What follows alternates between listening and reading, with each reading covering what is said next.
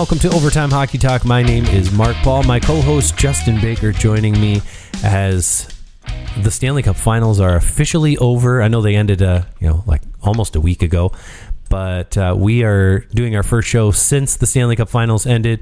And before we do anything else, Justin, your favorite part of the Vegas parade? My favorite part? Gosh, I think it's everybody's favorite part. I mean, that's wild drunk Carlson. Unreal. It was crack. Or you know what I will say too? Who was it? Why am I drawing a blank on the name?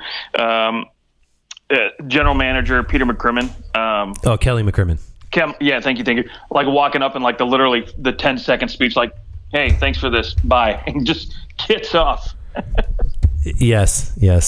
Oh, that was a good one too. But all in all, I mean, it's got to be drunk Carlson. That was so great. Shirt off. You can't ask for anything better. And I mean, that's Vegas for you too, right? I mean, that personifies Vegas. I mean, it's just it's a party town. Oh yeah, and I mean, since the Washington Capitals ripped it up, I mean, everyone's basically trying to out-party the Washington Capitals, which, let's be honest, no one has done. Not even the Vegas Golden Knights have outdone the Washington Capitals thus far. So, I definitely. I mean, I heard a story. I don't remember what podcast it was on. It was that William Karlsson, when he was a rookie, he at like some like all team event, they had all the rookies get up and say something about themselves. And I think was he a rookie in Anaheim? Is that where he was? Yeah. Mm-hmm. Yes. Yeah. So it was when he was in Anaheim, and they had all the rookies get up and just like say something about themselves. And he said, "My name's William Karlsson. They call me Wild Bill, and I like to party." And that's all he said. And I like that to party. Absolutely holds true. Pretty awesome. Do you think that so with Vegas winning the Stanley Cup, obviously the Florida Panthers were just like run into the ground. Like they didn't have anything left by the time probably after like game 2 or 3, it was pretty apparent that Vegas was just outclassing them in terms of their depth and their health. Like they had no injuries at all other than the one goaltending injury, and it turned out to be a benefit, a plus rather than a negative. And Florida was just ravaged. But by the time we found out, people might as well have been shot from a gun. Like the injuries that some of these guys had were just outrageous, that they were playing through classic NHL playoff injuries. Like, oh yeah, I had a broken sternum. I had a broken shoulder, like a dislocated shoulder twice, and all these different, like everything goes back for me to Bobby Baun for the Toronto Maple Leafs. He scored a game-winning goal to force a Game 7 in the finals in the 60s, and he played overtime on a broken leg. Scored the game-winning goal, and like that's probably the first real like this guy just played through everything. That's kind of where that legend begins of like hockey players are just going to play through everything and anything. And it has continued to today, which is honestly surprising somewhat because of how, I'll say, like a little bit of like the wussification of sports. The Stanley Cup playoffs just bring out all the most badass people being able to play through some insane injuries. Yeah, I will say my favorite part when you talk about injuries is I love every once in a while I'll scroll like on TikTok and Instagram Reels or whatever, and I'll come across these videos of guys that are basically like they're casual NHL fans, but they're just general sports fans, right? And so they'll literally rip the NBA apart because they'll be like, "Oh yeah, he stubbed his toe. He's going to be out about 4 to 6 months, and it's a long road to recovery here, Skip. I don't think he's going to be able to play the next game." And then it cuts to like some other clip, and it says NHL on the top, and it's just like, yeah, he's got a punctured lung, 2 broken arms, and a broken femur, but I think he's going to play tomorrow. Right. That's so true. Sums it up. That's great. I love it, though. All right. Well, kudos to the Vegas Golden Knights winning a Stanley Cup in year 6. Pretty incredible. 2 finals appearances and conference final. Like, it just probably the greatest start to any franchise in the modern era, at least. Just really setting the bar for any new expansion team in North American sports. I think we want to spend the majority of our time today focused on the draft, but not trying to. Neither one of us. I mean, maybe Justin's are you a closet, like, I know all these players really well coming into the draft? I usually study maybe like the top 10, top 15 or so. Yeah. I really dive a little bit deeper into those kind of players, but when you get into like the 30s and 40s, I'm like, okay, who? And honestly, I think that a lot of guys are relying on the great work of particular people who spend a lot of time scouting players and then like spending the time to write it. I don't get paid full time to do this. Right. And so, I mean, yeah, we can talk about where we think certain players are going to go. Maybe Michkov, where we think he's going to end up, because he's probably the biggest wild card of the entire draft. He could go anywhere from number 2, really, in terms of talent, probably just behind Bedard. He had actually been the number 2 in this draft ranking for years. Dating back a couple years ago, people thought that he was the second best prospect, and he has taken a step back because of being a Russian-born player and some of the complications that come with that. He's also been rather dark, I'll say, like black. He's like blacked out. He not very many teams got to talk to him, so that's been a difficulty. But in terms of talent, we know he's unbelievable, and that we can definitely dive into. But the main thing we want to do today is look at the draft and see what teams need and what teams are going to do aside from making their picks.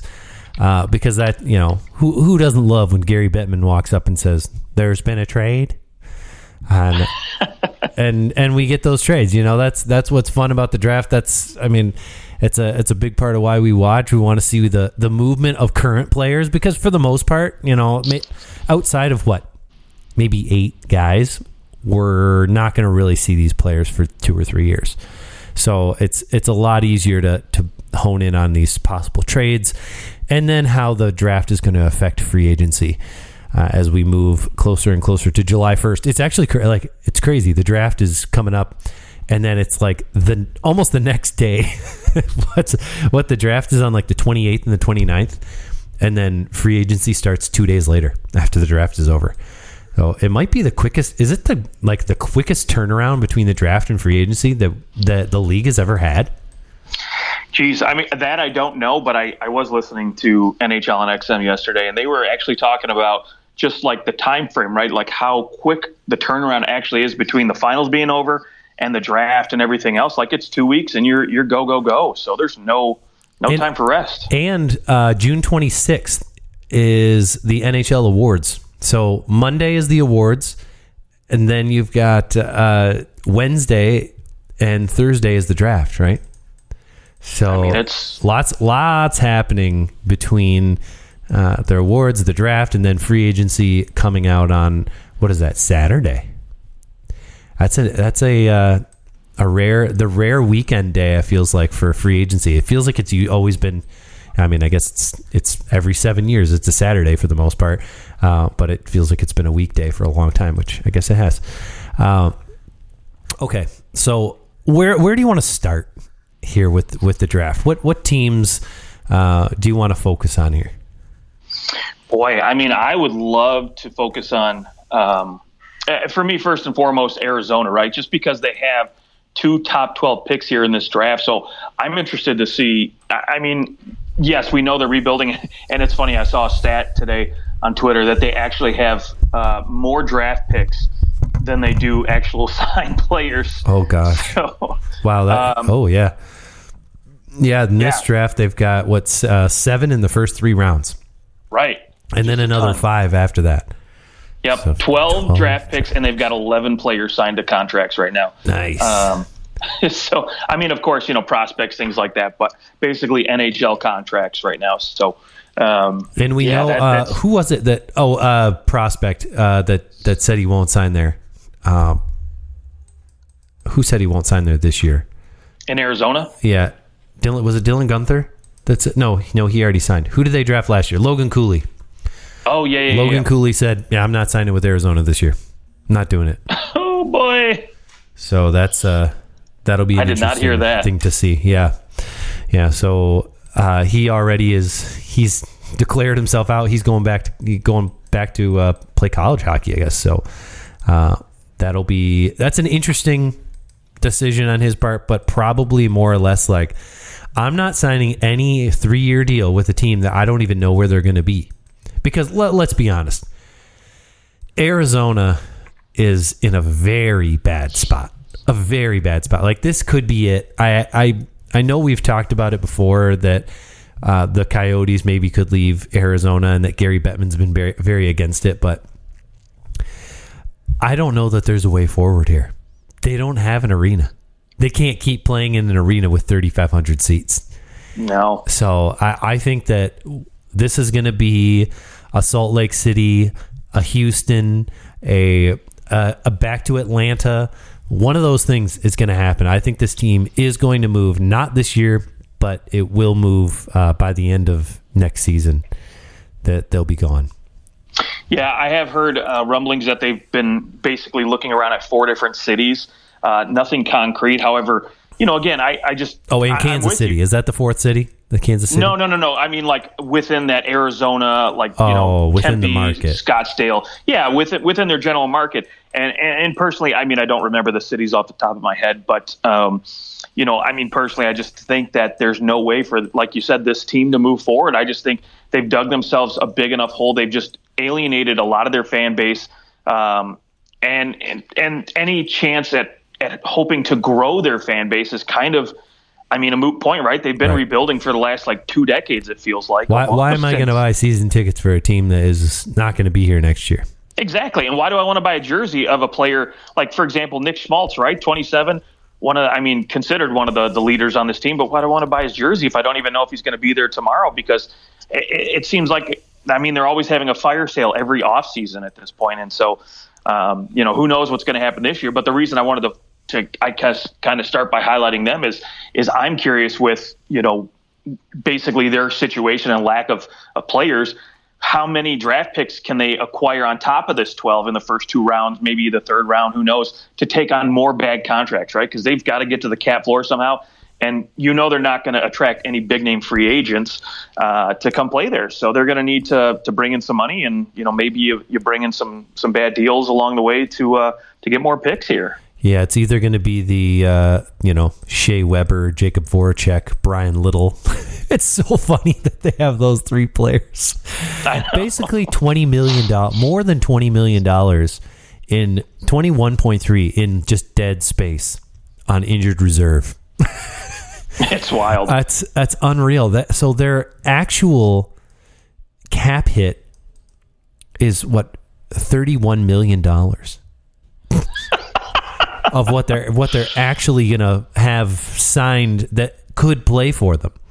And then they've got another.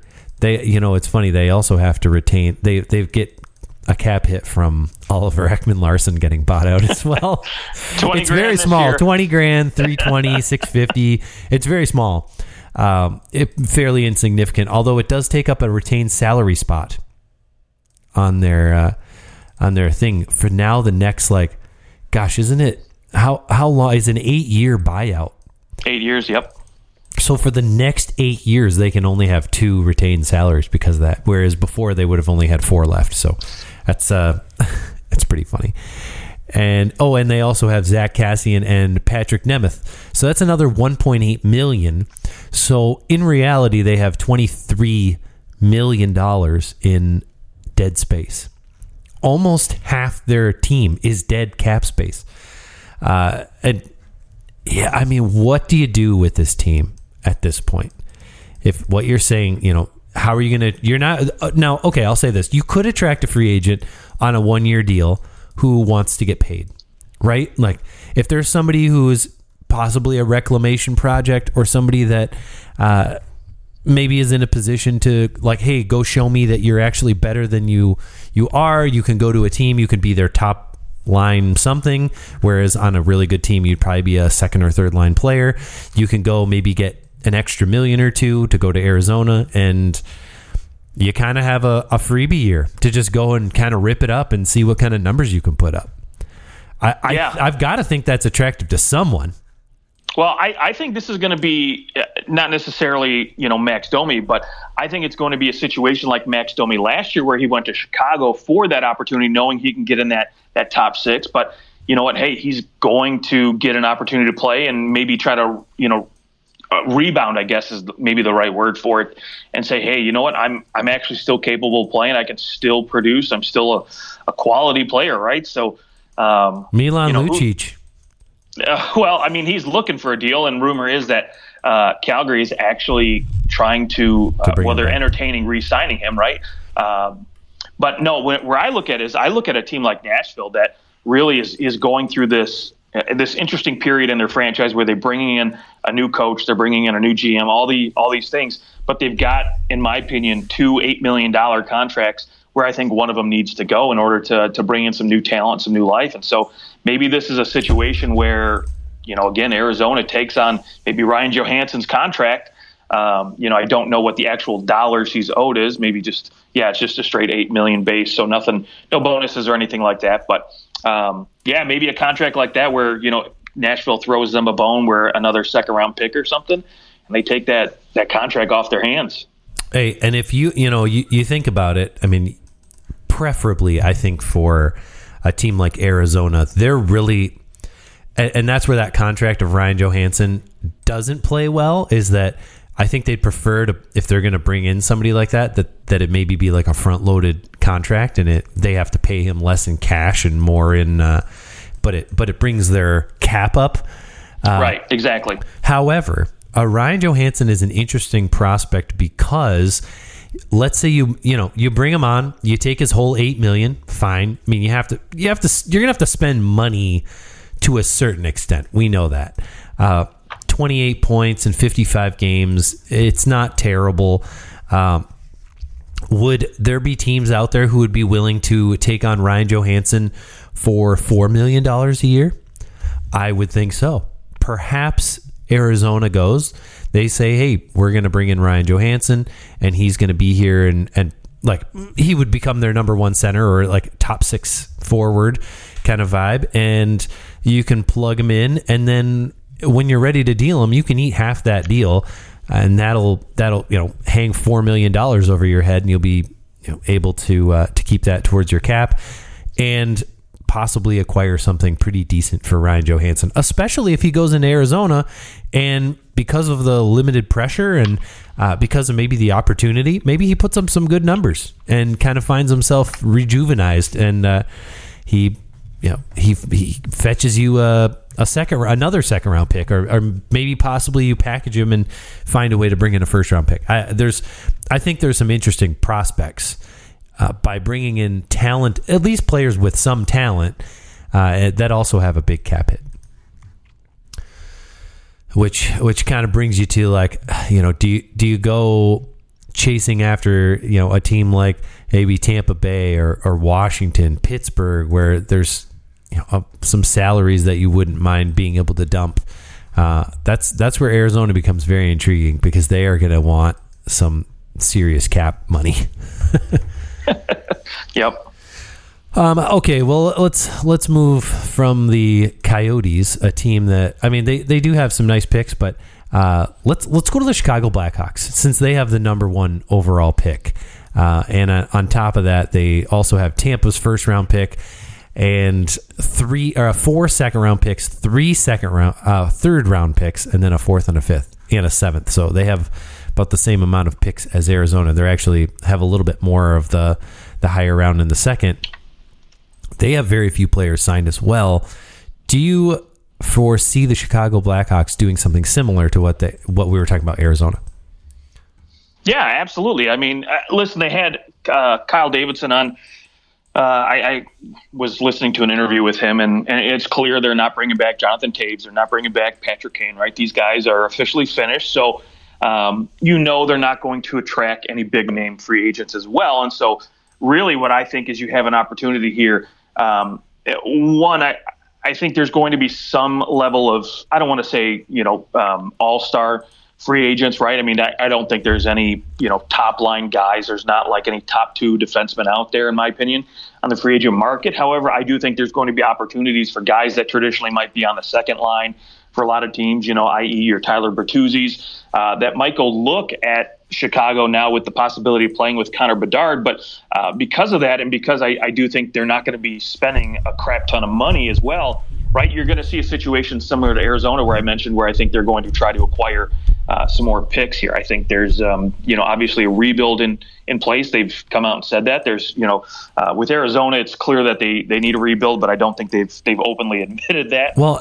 with Arizona, isn't it more like, yeah, they're rebuilding, but also they're in such a flux that how can you possibly, I mean, you're just really building for the far out future. Like it's kind of hard to fathom what they do here, because I mean, if you have your pick from last year who says, I don't want to sign there, I mean, that's brutal.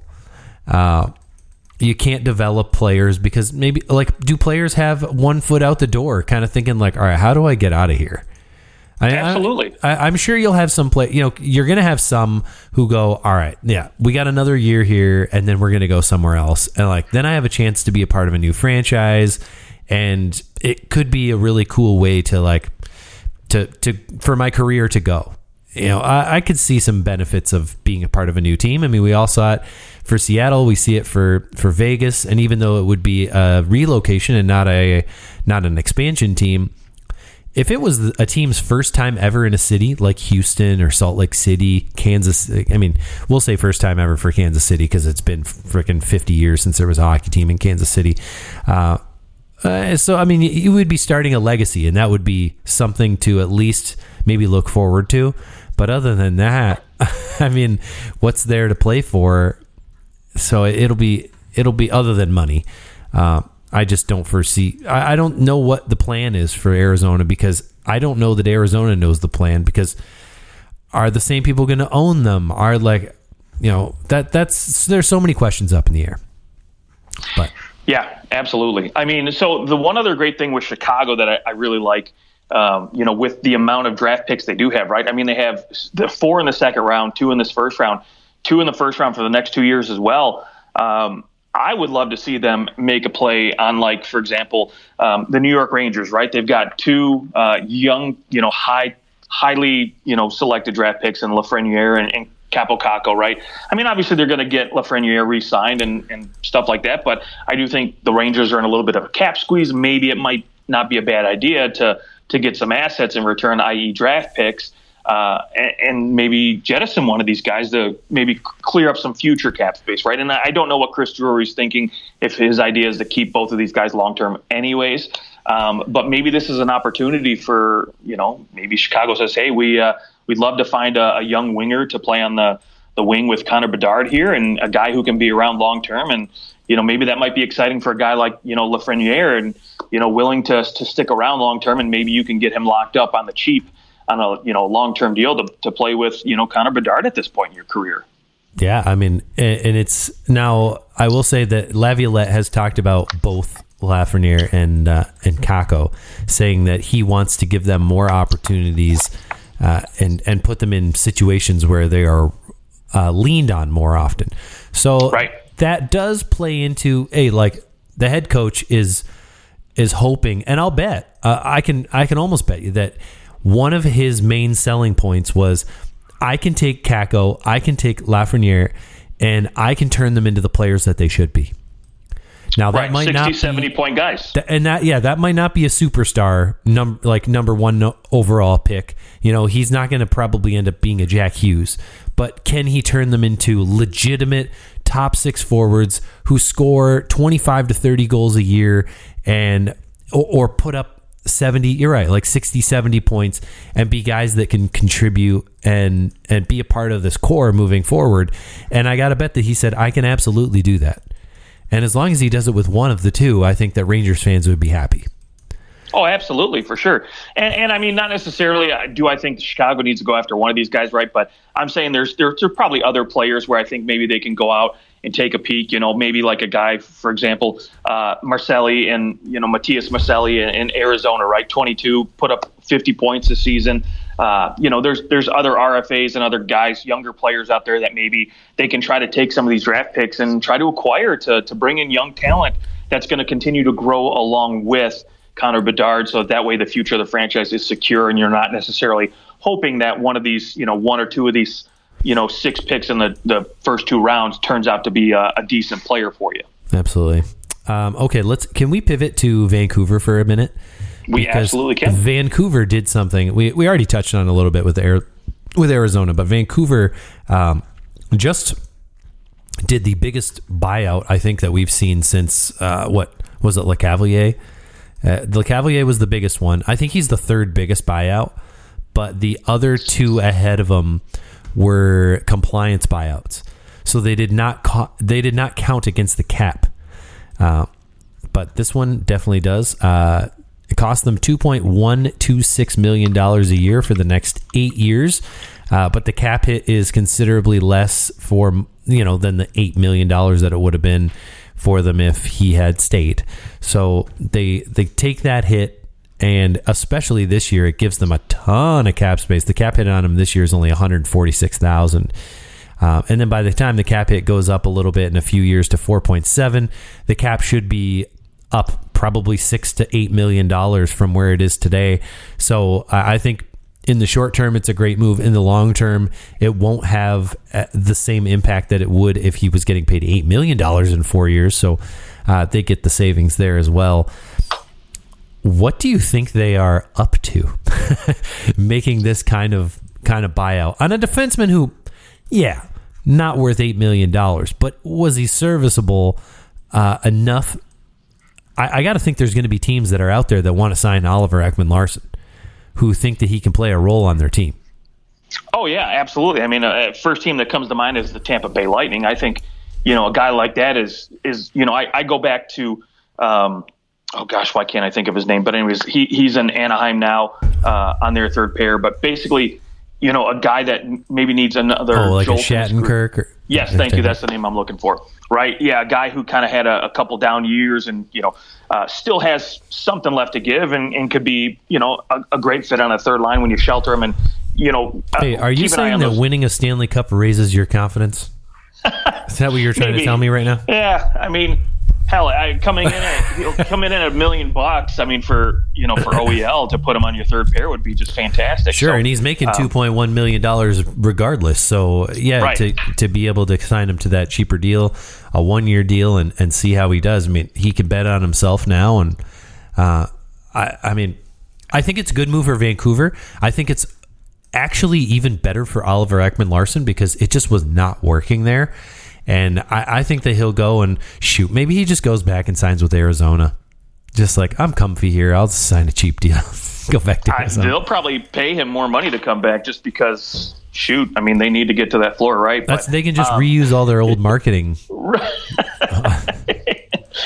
So, I mean, the only thing I really, don't get me wrong. I think they needed to create some cap space, right? Obviously, you're going to have to sign Elias Pettersson to an extension, right? That's coming, but that won't kick in till next season.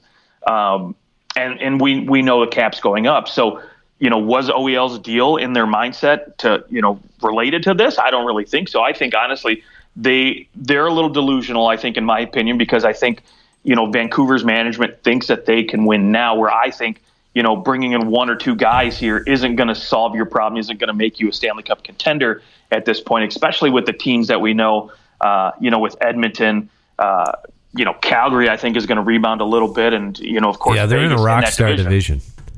Right. So it's not going to be easy for them to jump all these teams and suddenly be, the top team in the Pacific Division. So I think, they're a little delusional, but at the same time, maybe they were like, we're going to, just kind of forget about it. My thought of what happened could be that, they went, shoot, look at Florida. All Florida had to do was get in, and look what they did.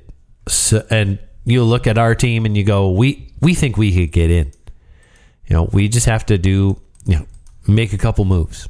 Maybe it's not as if they don't have the talent up front, like JT Miller, Elias Pettersson, Brock Besser, Andrei Kuzmenko just really changed the front of their lineup. Connor Garland's still a really good player. Anthony Beauvillier is somebody that you can rely on in your top six, and he'd be pretty good. So as far as their top six, it's pretty solid. And then you've got Quinn Hughes to boot. I mean, if you bring in a defenseman who can play, which Oliver Ekman-Larsson just could not play on this D-core, and then you find someone else to kind of fill in the gaps, you maybe bring in two guys in your forward group. I mean, do you have enough money to do that? They only have $6.4 million still in cap space right now. If Tanner Pearson's healthy, there is a world, especially if Thatcher Demko can play like he did 2 years ago, Vancouver might be a playoff team. If he plays like he did last year and he's hurt a lot, then Vancouver's not a playoff team. I mean, it really is going to come down to Thatcher Demko, in my opinion. And yeah, who I can they put you. in there to protect him, like play behind him? Yeah, and I guess, to that point, right, they need to go out and they need to acquire some better defensemen for this group, right? I agree with you. I think up front they've got enough talent to compete with almost any team in their division, right? So just get in, right? You can score enough goals, I think. But the problem is just keeping the puck out of the net, right? So, and that's always seems to be the problem for every team, not to sound cliche, but really they just need to find some better defensemen, maybe maybe you spend a couple bucks and, bring in some more Luke Schenn-esque type players, not necessarily that he's going to come back or anything like that, but you go find some other guys that can really be those types of players. Maybe you convince a guy like Dmitry Orlov to sign with you this offseason because you have a few bucks. I don't think they can afford him personally, but who knows, right? So I'll tell you who I would love to see signed in Vancouver is Matt. I would love to hear that. Matt Dumba. I think he'd be a fantastic fit. I think he would be a great fit alongside Quinn Hughes. Quinn Hughes playing on the left side, Matt Dumba on the right, where Quinn Hughes can take his chances and can push the puck up ice, and he doesn't have to. He knows Dumba's going to be sitting back for him and is going to be able to control that side of the ice. And I think that pair could really work well. Now, I don't, Dumba offensively, he's not like he puts up big numbers. I don't think he's getting, his cap hit was $6 million. I don't know that he's getting that again. Yeah, I mean, honestly, I think Dumba's probably going to get around. He'll probably get a 3x5 deal. Yeah, maybe 4.5, but still, I think that's probably going to be out of their possibility as far as their money that they have. But we'll see, right? I mean, we don't know. Vancouver could make a couple more moves, maybe shift another guy out or two. Yeah, Beauvillier is a UFA. You could see a world where they try to move Beauvillier. He's not exactly a guy who's going to put up huge numbers for you, although he did have 9 goals in 33 games for the Canucks. I mean, that's pretty solid, 40-point season. But at $4 million, maybe you think we can find a more bargain forward who does something that Beauvillier does, but it's a lot harder to find a bargain defenseman for the most part. Defensemen are going to get paid. There's fewer of them in the league. Just is kind of how it is. But maybe you can find a forward who can come in and score. If it was me, if I was trying to solve Vancouver's problem, right, I would try to eat 2. Maybe you eat half the deal with Tyler Myers last year of his contract, right? And I'm sure there's teams that would be willing to take him on for $3 million for one season, right? And I think, for $3 million, I think you can find somebody who plays a better defensive game than Tyler Myers does. Not necessarily worried about the points because he only put up 17 last year and 18 the year before. So you're not getting that with, a defensive defenseman. So find somebody who can play better off in their own end, and you can find those, for $3 million. I mean, hell, look, Mark Stahl went signed for the cheap in Florida, right? I mean, yes, those guys are harder to find, but still they're out there. You can go find a couple of those guys for, $2-3 million and bring somebody else in who I think is going to be more responsible in their own end for Vancouver. All right. Well, it'll be interesting to see what they do with that extra cap space. Sometimes when you see a team buy a player out like that, a move quickly follows. But from what I understand, there is no move on the table. That this was like, hey, we're going to buy him out because it'll give us flexibility. Now let's go and see what kind of moves we can make. So I don't think anything is imminent for the Canucks, but I obviously they're going to use this cap space to try and move their team forward. Should we stay in Canada and pivot to the Jets? Because they might be the most interesting team in this offseason. At least one of the top 5 most interesting teams for what they may do. Oh, boy, they sure will. Who do you think will be here next season? Blake Wheeler, Mark Scheifele, Nikolai Ehlers, or Connor Hellebuck? Well, I'll just say I think the 2 guys I think are going to be here are Mark Scheifele and Nikolai Ehlers. Vancouver still wants to be competitive. They still want to compete. Winnipeg. Winnipeg. They still want to compete. They still want to be here.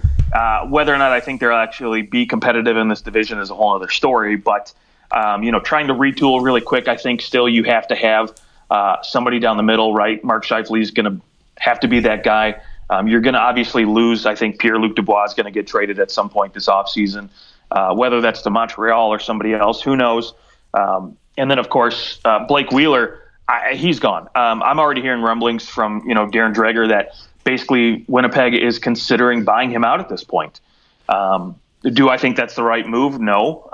But, of course, again, many teams don't really want to take on that $8.25 million contract right now. And I don't know if Winnipeg wants to, eat half of that. It kind of sounds like they'd rather just buy him out than try to eat that. And if they ate it, what would they end up paying him if they? Well, let's see what the buyout would be here really quick. So if they bought him out, they would say $5.5 million.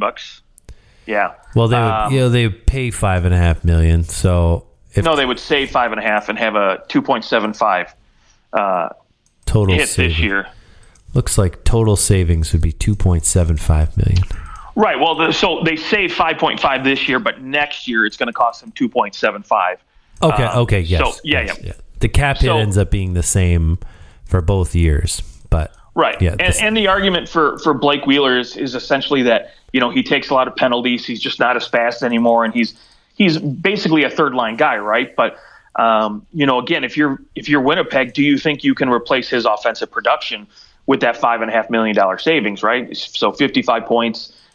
Maybe stay out of the penalty box a little bit more. Do you think that's really worth it? Yeah. Although if you could deal them and eat half of it, then you still save $4.1 million, and you have to think that someone would give you something for Blake Wheeler at $4.1 million. Yeah, maybe. Does anyone want Blake Wheeler? I mean, if he put up 55 points last year, it's not. He put up 6 points in 5 playoff games. It's not like he's this garbage player. I know that he has had. I think the knock on Blake Wheeler is that he's kind of a douche. I think that's the vibe that's come out of the locker room, is that like Blake Wheeler kind of, he soured guys against each other, and he just didn't treat people very well.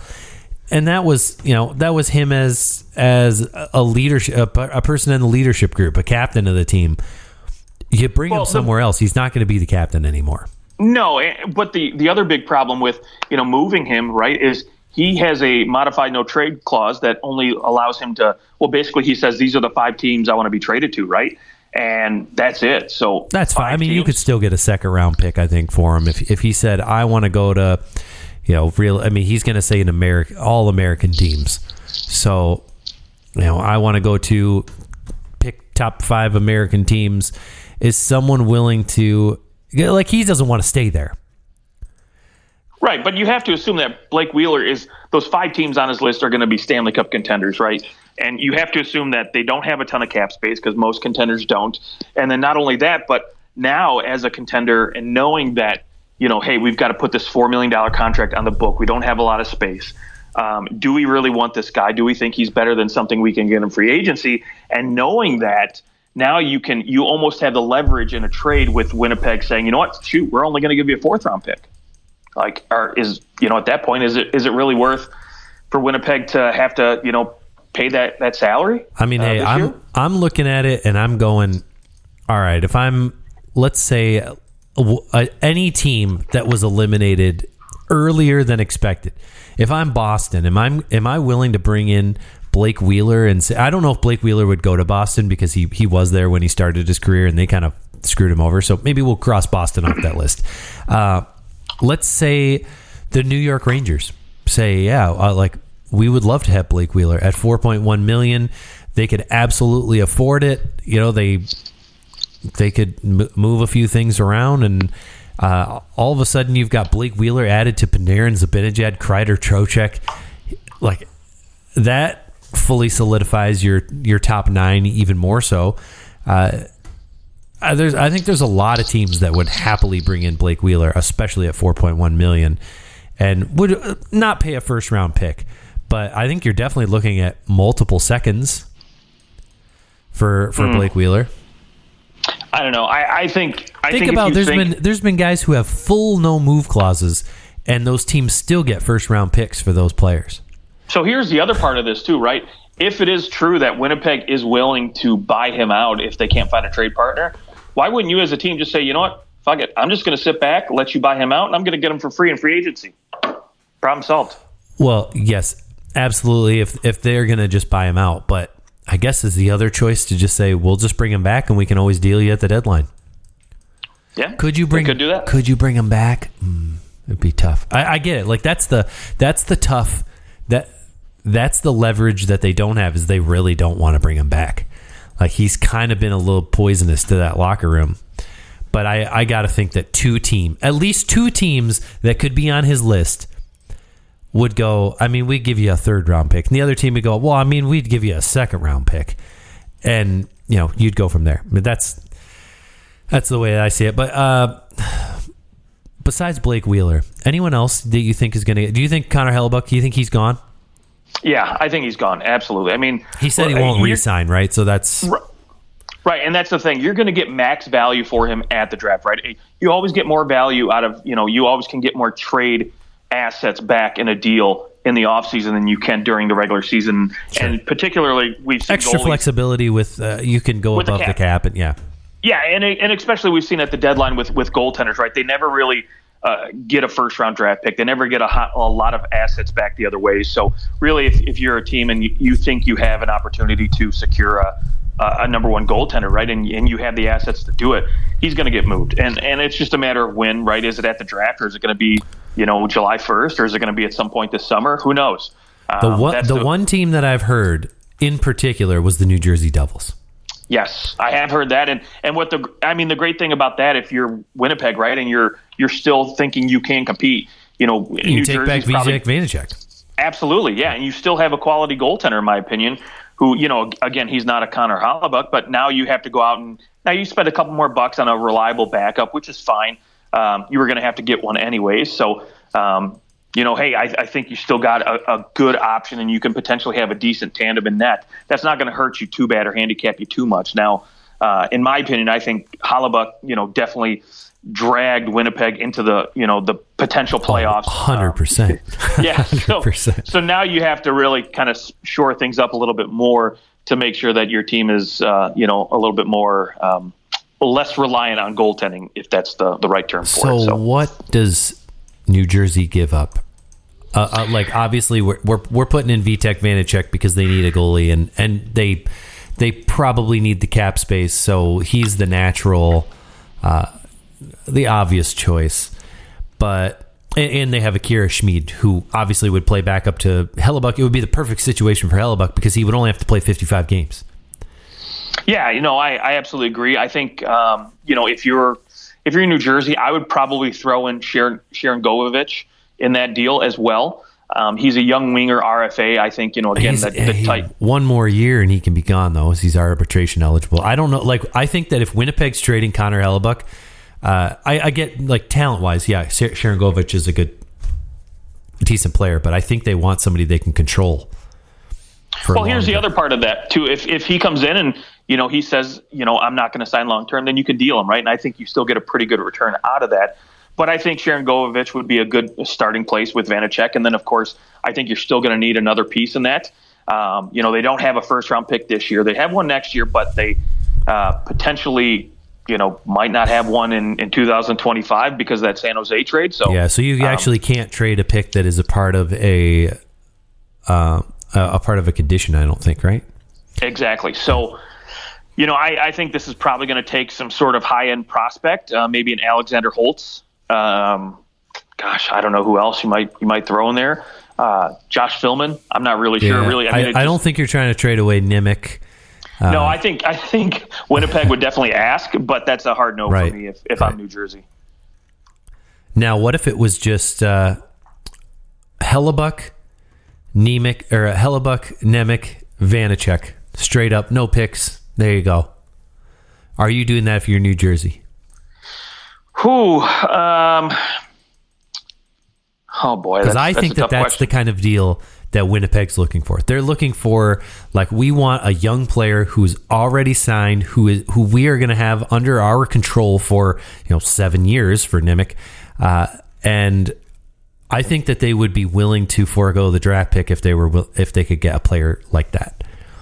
That's the way that I like. It seems that they've done business in the past. Is let's get guys who we have a lot of runway to get them signed here.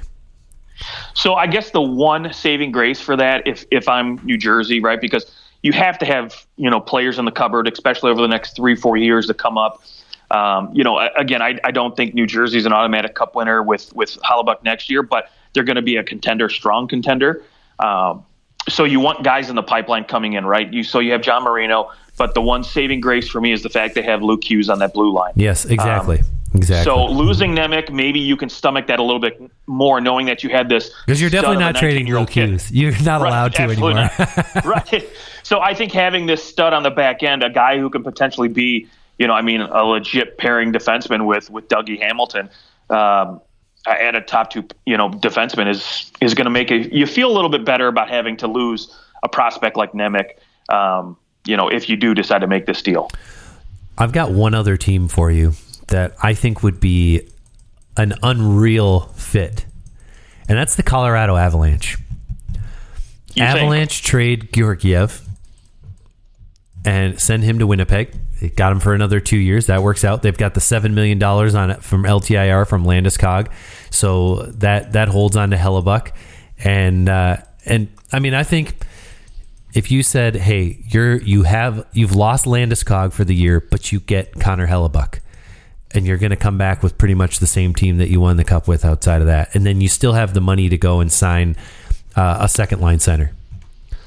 Yeah, I think in the short term, like this next season, right, it makes sense. It's for 1 year, and you'd be giving up your goalie and then probably just picks or maybe a. Yeah, but the return Winnipeg's going to look for, right? You have to be a team that expects to keep him around long term, right? You don't give up these kind of assets for a guy that you're not. Yeah, I guess why wouldn't you just wait until the following year? Exactly. So to me, Colorado doesn't make a ton of sense in the long term, right? Next year, great. That'd be perfect, right? To put them over the top. But if they signed him long term, like if they were going to give up some assets and then he signed long term with them, it would be a great fit. Sure. As far as having that fantastic goalie, but. Yeah, one team I do look at that I think could really benefit, the Seattle Kraken is a team that I'm looking at right now. Yep. I think I thought of them too. No superstars really. Matty Beniers, Shane Wright might end up being some really quality top six guys, but I think you have to be able to get rid of Grubauer in that deal. Oh yeah, absolutely. The problem is that Grubauer has a 10-team no-trade list. I'll bet my ass that Winnipeg's not on that list. Bet my ass every Canadian team's probably on that list. Probably. I wouldn't want to go there either. Yeah, and another team I heard floated out there too, just because again it's my home team, the Red Wings, right? I think that'd be great, but I just don't think that. I don't think Yzerman's going to be willing to hand out that kind of money to a goaltender. I don't think he's that type of GM. Hey, he did draft Vasilevsky, so he would.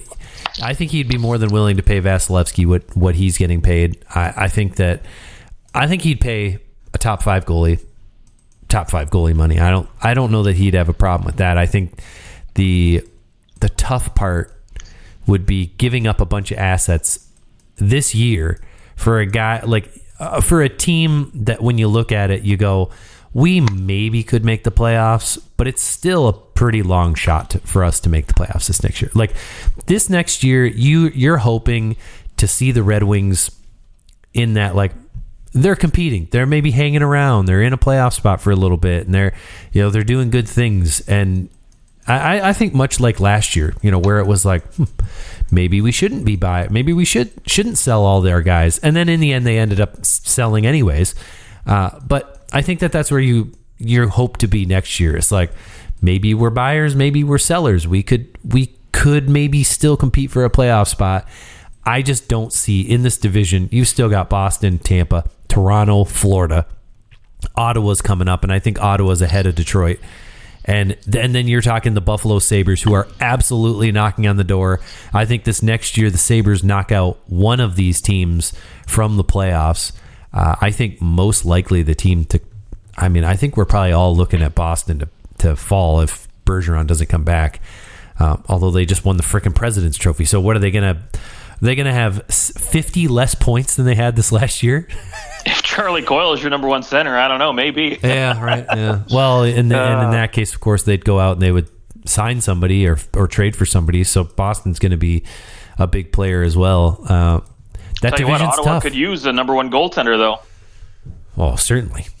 Yeah, that would definitely put them over the top, and they got enough young assets to be competitive long term for the 7-8 years, whatever contract. Yeah, new ownership. Maybe someone says let's go make a big splash and bring. They don't have a first round pick this year, but next year maybe they might be willing to deal that one, or maybe you send out a guy like Shane Pinto in that deal, send him back. Or? Yeah, I actually think that Shane Pinto may be a nice little bargaining chip for the Ottawa Senators.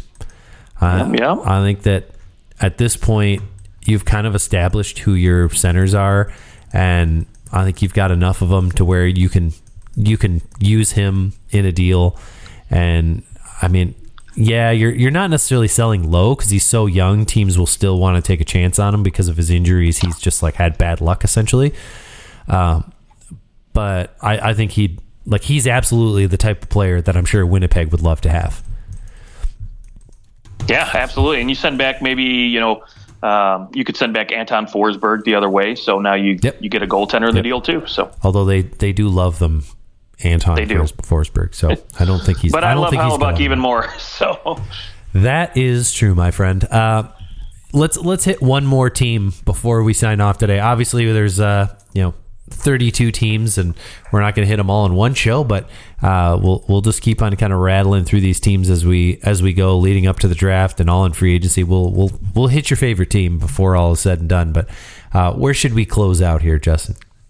That is a very, very good question. You know what? I would like to essentially talk about the Washington Capitals, I suppose. Okay, yeah, Washington's a great, yeah. Yeah, I'm intrigued to see what they do. Yep, new coach. And again, they're getting older. They've got some pieces that could potentially be on the move, right? I've been hearing a lot about them potentially moving a guy like Anthony Mantha, Tom Wilson, Evgeny Kuznetsov might be on the move as well for teams looking to fill a top two center role, right? Like Colorado, for example. And they've got some younger pieces that have come in, like Rasmus Sundin last year, and they just re-signed Nick Jensen this offseason. So I'm intrigued by them and especially with their draft pick, right? Because they're a team to me when I look at them at number 8, they could be a perfect fit for a Michkov, right? A Russian guy, Ovechkin, right? Yep. It just seems to fit very well for me. So to me, they're going to be a team that I'm going to watch down the line here for these next couple of weeks to see what they do, because their window for Ovi and Backstrom is closing, and so I think they're going to be aggressive in making moves, whether that, again, like I mentioned, moving out Wilson and Mantha and bringing in other pieces, but should be quite interesting this offseason. Yeah, I think based on what we've seen now for the last 2 years with Anthony Mantha being with the Washington Capitals, I think it's time. It just has not worked here in Washington for Mantha. For whatever reason, it just hasn't worked out. That trade just ended up being a disaster for everyone. Right. As far as the players that were brought, I mean, Detroit got their the first round pick and the second round pick, and they took some good players. But Mantha did not pan out, and then Jacob Vrana really didn't pan out for the Red Wings, other than like the first 10 games. So I think, it's time to wash our hands of Anthony Mantha. I still think that he can serve a role and that he can be a pretty solid player. I mean, he just has not been able to. It's been a while since he's really scored goals. Like, we're talking 4 years since he had 25 goals.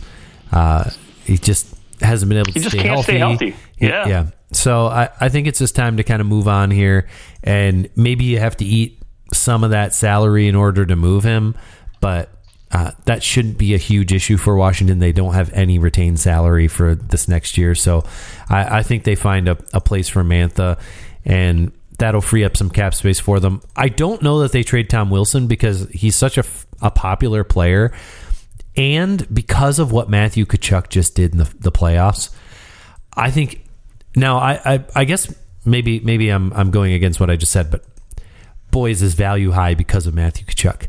Because if there's any player out there that you go, who's kind of like a Matthew Tkachuk light, he's definitely in that list.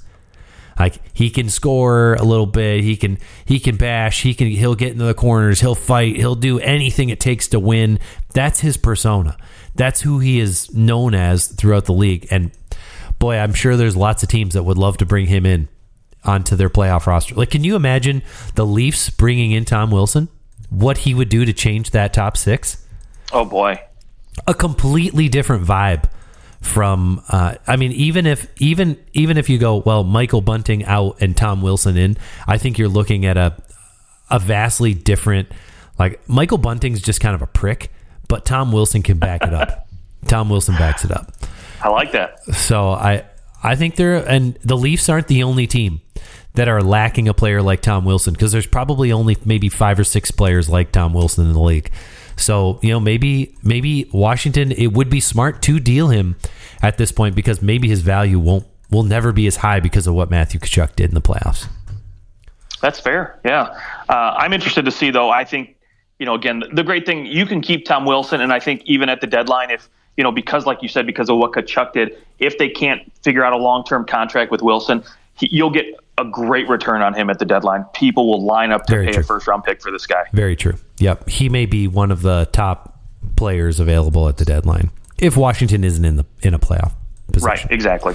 And there is definitely, like, one guy that I think a lot of us have forgotten about because he was hurt all year, Connor Brown. I think he's going to have a lot of teams interested in him. He was fantastic for Ottawa before he got dealt, and assuming he's healthy, he would be a great addition to any team looking to win a Stanley Cup. You can see him being on a team's second, third line and just being able to do that, like, do everything kind of player. So Connor Brown, keep an eye. I mean, Washington's not getting anything for him. He's a UFA. I don't think he's going to resign in Washington, but he'll be somebody who teams are looking out for. But let's not forget that, like, Darcy Kemper's here. He's still a really good goalie. John Carlson, you still got Ovechkin, and you're going to get something back for Kuznetsov. And this team could still surprise people. And this division is, the Philadelphia Flyers are going to be probably pretty garbage this next year. So you've got that. You've got the Penguins, I think, look like they might still be taking a little bit of a step backwards before they move forward. I don't really know that Columbus is going to be tremendously better, probably going to be better than 59 points, but I don't think they're making the playoffs.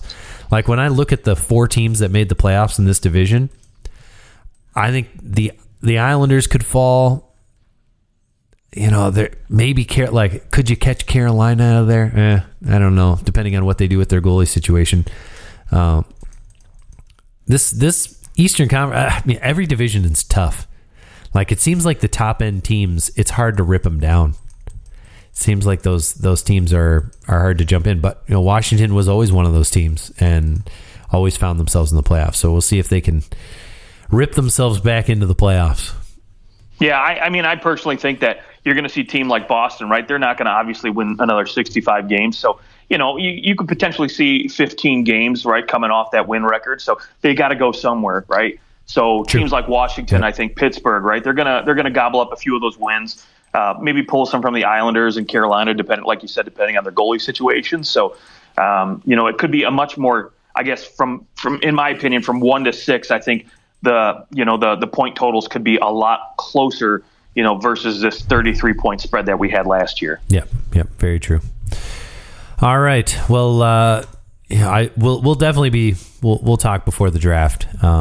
Next week we'll do a show earlier before the draft, and we'll keep going on this and keep just kind of hitting on teams, and we'll see what moves happen pre-draft and leading up to the draft, and we'll be here for it. This is like one of the most fun times of the year for me. I mean, I know there's no hockey, but like this is the most fun to talk about for me. Oh, without a doubt. I mean, so this is the time of year where, deadline, right? Teams make big moves, but it's only for like just short-term, fun, right? Where I think now, and it's only a certain amount of teams, right? Like there's maybe like 12 teams that think they could win the cup, whereas right now it's every team is going to be involved. Exactly, and I think any little move, right, is going to have such long-term ramifications on your team. So it's fun for me to watch. Love it. Sure. All right, well, that's our show. You can find us on Twitter at OT Hockey Talk. And until next time, we enjoy the weather. I guess there's no hockey to enjoy, so just go out there and enjoy that sunshine. And honestly, I feel like we need some rain, but that's besides the point. Well, Justin, you have a good night, and to our listeners, enjoy that summer.